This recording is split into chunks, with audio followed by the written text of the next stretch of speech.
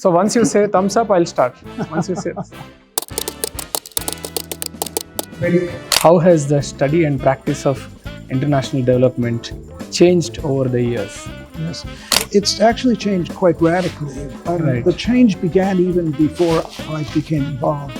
What is your first impression of visiting Telangana, visiting Hyderabad, and of course, visiting Woxsen University? Yes, indeed. Well, you know, I have visited India since right at the point, a long time ago.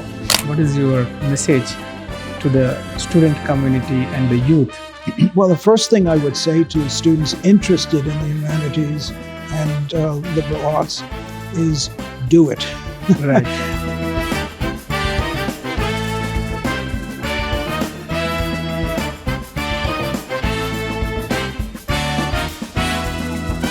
Good afternoon, Professor Laurence Simon.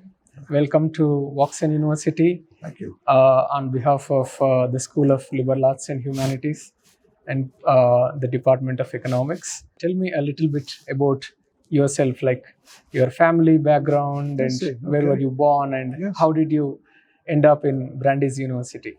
Well, thank you so much, first of all, to you and your colleagues, of course, for inviting me to Woxsen University. And I'm absolutely delighted to learn more about the university over the next couple of days. So I was born in New York City. I see. My family were refugees from Eastern Europe. I see. At least they came, my grandparents were the ones who came across from what is now Ukraine and Belarus. Of course, in those years, in the very early 20th century, it was still part of Imperial Russia, you know, and the discrimination against ethnic groups within the Tsarist Russia, that they fled, along with a great many people between 1890 to 1920. Great many came from Eastern Europe, including a very significant proportion of the Jewish population fleeing persecution. Right. But my father was the firstborn in the United States. And what kind of sensitized me to some of the issues that we are talking about, and I know that the economics department and the liberal arts school is so very interested in, is that it was very important to know when I was born just weeks after the concentration camps, the Nazi concentration camps were liberated.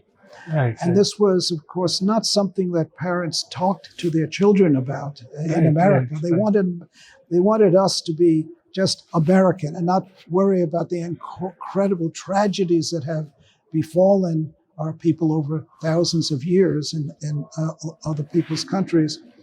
But slowly, as I grew up, those issues, not only, of course, the Holocaust, but I grew up during the civil rights movement of the United States, right? Right. These all became very important to me personally. My father was a man of great social justice commitment. He was a quiet man, but at home, you learned a great deal from him, you know. And my mother, a very gentle woman.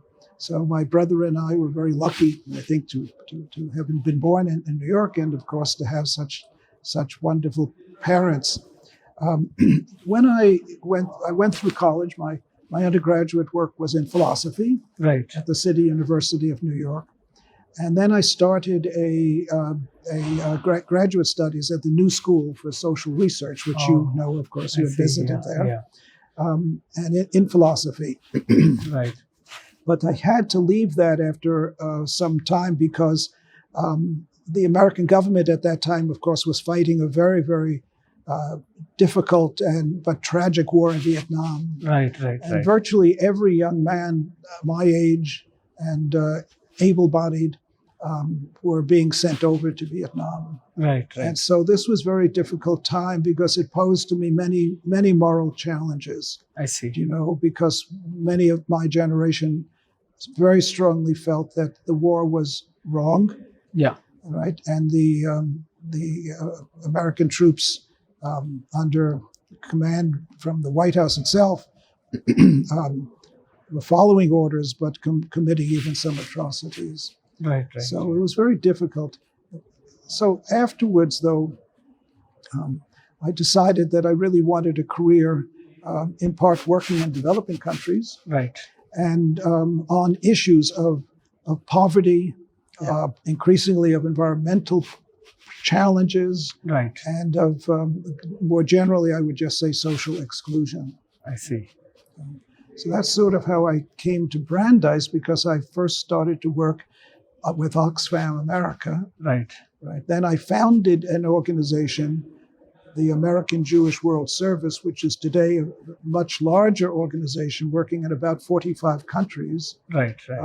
on human rights, Yeah. including in India, throughout a good part of India, on Dalit issues. Sure. Working meaning funding programs for training and empowerment of youth. Right. And then eventually I worked for the United Nations Development Program in Sri Lanka, Right. which I had been visiting for Oxfam many years before, and so forth. And then when they came to Brandeis. Long journey. Journey. It seems to be. Yeah. Thank you. But a good one, I think. Yeah. Thanks for the background, because it helps, Yes, of course. people to connect and understand, Yes, the shifts in your yes, career choices absolutely. and the journey. Yes, indeed. So you have this significant and a long experience in the field of international development. Yes. How has the study and practice of international development changed over the years? Yes, it's actually changed quite radically. Right. The change began even before I became involved, because in America, and I'd say probably most of the Western countries that had development aid programs, either from their governments, bilateral programs to other countries, right? Yeah. Or international NGOs, Right. like Oxfam itself. The change began when these organizations began to realize that they really just shouldn't be sending Americans or Brits or from Japan, sending their own people to do development. Right. That is at the village level. Yeah. Instead, we began to understand that our real mission had to be to work with governments, yes, but also with civil society organizations within those countries, Right. that would help to provide them with the analytical skills, right, to be able to come up with their own solutions, Right. very much for them to do the job. I mean, we began to realize that our role is really capacity building in developing countries, right? And at the same time, begin to work with our own constituents in the United States, in Canada, or many other countries that were providing aid, but working with our own constituents on understanding the problems of development, right? That it's not just a famine. Yeah. Where famine is an issue, of course, the world community has to come together to provide sustenance to help people over the famine, right? Yeah. But we also need to educate our own constituents Right. that what's the underlying cause of famine, Right. of hunger. Right. Why does vitamin A deficiency even today cause enormous numbers of blind kids? Just because the vitamin A deficiency in their diet. These were the issues that, it's not just about feeding people, right, Yeah. or supplements. It's about helping community organizations, national NGOs, and governments, to the extent that we can do so, to have the capacity to solve these problems. And that has changed our mission very, very dramatically. Sure. Yeah. Thank you. Thanks for the thoughtful and really critical reflection. Yes. So when it comes to global partnerships and collaboration, Yes. what are the key challenges and opportunities that you see in international development now, given the fact that we have a polarized world? Oh, indeed. Right. Yes, And we see the oncoming of different types of politicians, not only in the US, even across the world. Well, that is a challenge. Very much. It's not only in the United States that elected a president that one of his first actions was to try to close the United States Agency for International Development. Right. This has to change. And there are other countries where either financial crises or competition for funds today. Right. I mean, how do we as a world community or the richer countries of the world, we make pledges to help poor and middle income countries for climate adaptation, right, technologically and economically on climate change, right? Incredibly existential threat to the world today, to our biodiversity and to our economic systems. And those are issues of competition for resources within governments, of course. They have a lot of needs. And then, of course, the political issues. The world, the rich countries of the world contribute only about 1/3 of aid or funding to developing countries. Then poor people who go to work in other countries, and send back remittances, right? Right. I mean, there are many Indians, there are many Sri Lankans, there are many from many countries of the world that go to work as domestic workers, domestic servants, or construction industry, right, in the Middle East or elsewhere. Right. And they send back home about 3 times the total aid from all the rich countries going through their bilateral channels. Can you imagine that, right? Right, yeah. So, there's something wrong with that equation, Right. right? So, when you ask about what are the challenges, one is just the financial commitment of the richer countries of the world to carry through even on the pledges that they are making for climate change, for poverty reduction, and so much more. Sure, yeah. Thank you. Thanks for Yes. Giving such really interesting, Yes. experience-based Thank you. reflections. And what is your first impression of visiting Telangana, visiting Hyderabad, yes. and of course, visiting Woxsen University? Yes, indeed. Well, I have visited India since probably, I think my first visit was probably in 1978. Right. Okay? So I don't think you were even a thought in your parents' mind at the point. Yeah. A long time ago. And I have made many visits here for conferences and also to work or to work with or reinforce some of the work that some of the organizations that I have founded or begun or participate in. And so I have, I think the university like Woxsen, that is fairly young, but 10, 11 years old now, and have expanded from the important role that they first sought for themselves as business education, right? Which is very important in an emerging economy. But to have expanded now Woxsen University's educational mission to include liberal arts. Yes. And of course, there are arts and other things that students should be exposed to, of course. Right. But a serious application now of the liberal arts, including economics, I think is very exciting. And what excited me most, actually, when I received this most generous, most gracious letter asking if I would lend my name to their effort, I began, of course, to look as carefully as I could at, let's say, the economics curriculum. Right. From the website and then talking to people. And I was really very excited because I believe that Woxsen is really in the vanguard now. Right. In not just teaching economics 101, if you know what I mean, kind of some of the fundamentals. That needs to be taught. Right. But the curriculum that I read about said that they want economists, and I'm paraphrasing, but they wanted economic students to understand something of the economic challenges of climate change, they said, right? Yes. The economics, the applications of economics to meet the issues of social exclusion. Yes. There are not many economics departments I know in the world, honestly, that would go that far to see what E.O. Wilson, one of the great biologists who passed away a few years ago, wrote a book called Consilience. And the basic notion of consilience is that not only do the natural sciences need to come back together again and they are in experimental labs and things. It's physics, chemistry, biology all together now in many ways. But the solutions for so many of our problems have to have the philosophers, right? We need social sciences of all types. Right. When I began the Sustainable International Development Graduate Program at Brandeis, that's 32 years ago. Right.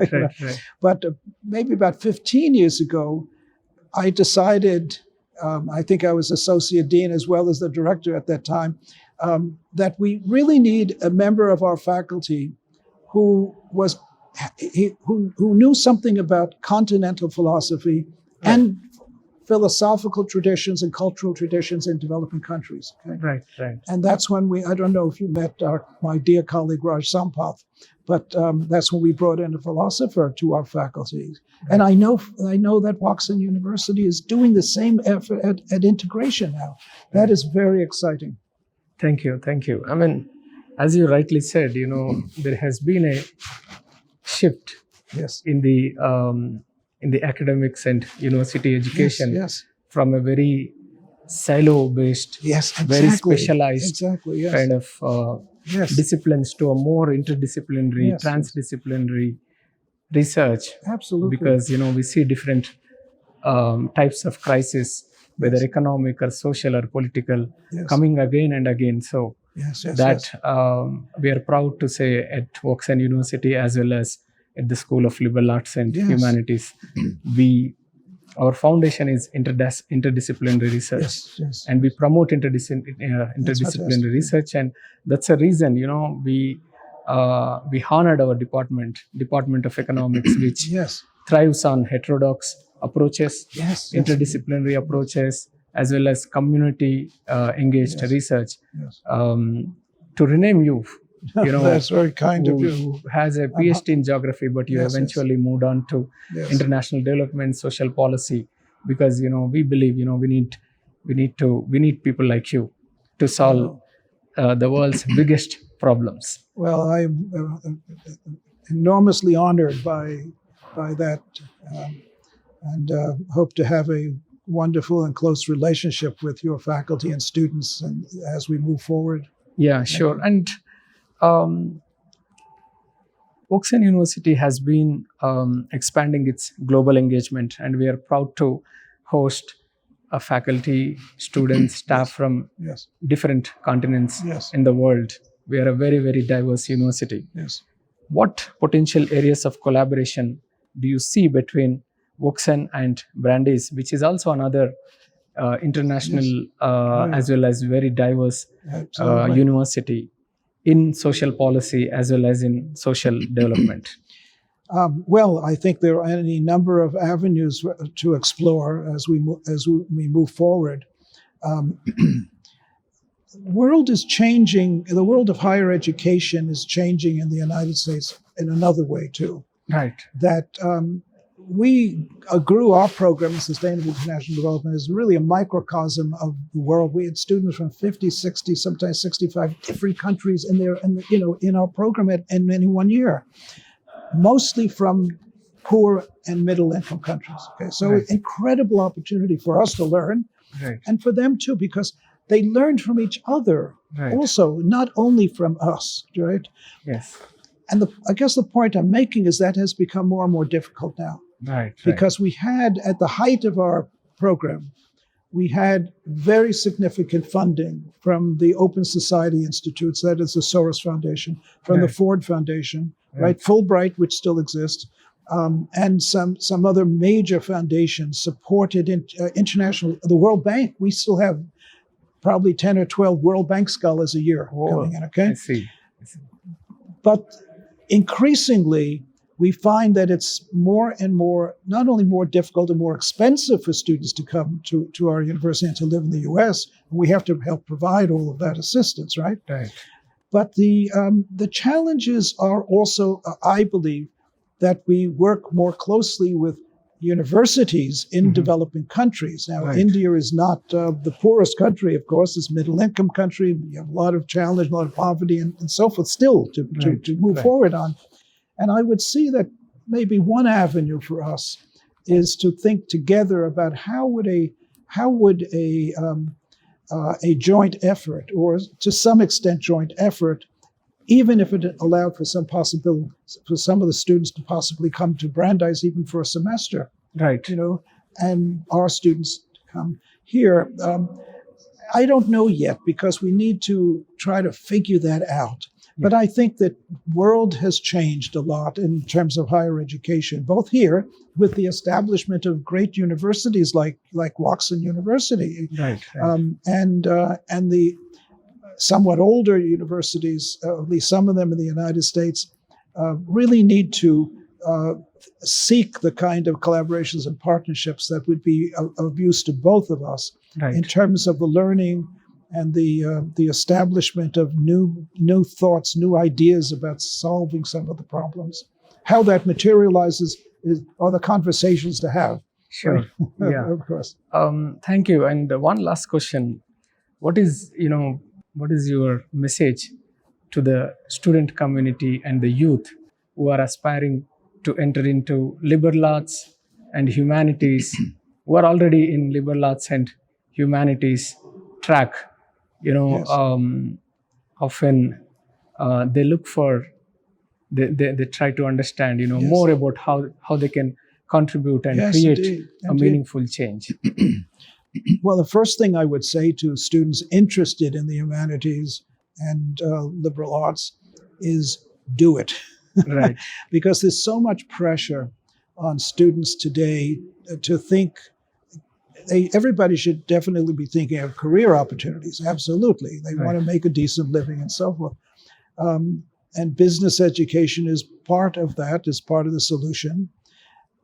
But we also need people who bring into the world of business, or into any of the professions, into the medical profession, so forth, an understanding of ethics, right? Right. And an understanding of how do we contribute without doing harm. Right. Right?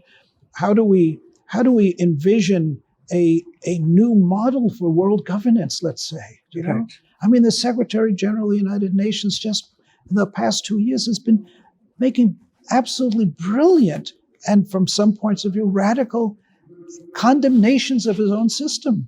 Right. You know what I mean? That this is broken. Right. These were institutions built after World War II. Right. The rise of the Bretton Woods institutions and so forth, all very important groups, and some of them have really modernized and doing very good work. But the real issue now is, in one issue at least, is world governance, Right. because it is increasingly broken, and social scientists have a role to play in thinking about that. Right. Historians have a very important role, right, Yes. to make sure that we don't think we know about the problems of the past. The problems of the past are still in front of us, right? Exactly. And certainly philosophers, I think, too. So there's so much to do, and I love when students say, "I really want to study in the humanities or in the liberal arts, but can I make a living?" I think they can, and let's help create the jobs for them, because they're a critical voice that needs to be heard. Thank you, Professor Okay. Laurence Simon. Oh, thank you. We welcome you to Woxsen once again, Thank you, and we Professor. are honored to host you here. It's an honor for me to be here and to meet new friends. Thank you. Okay, thank you so much.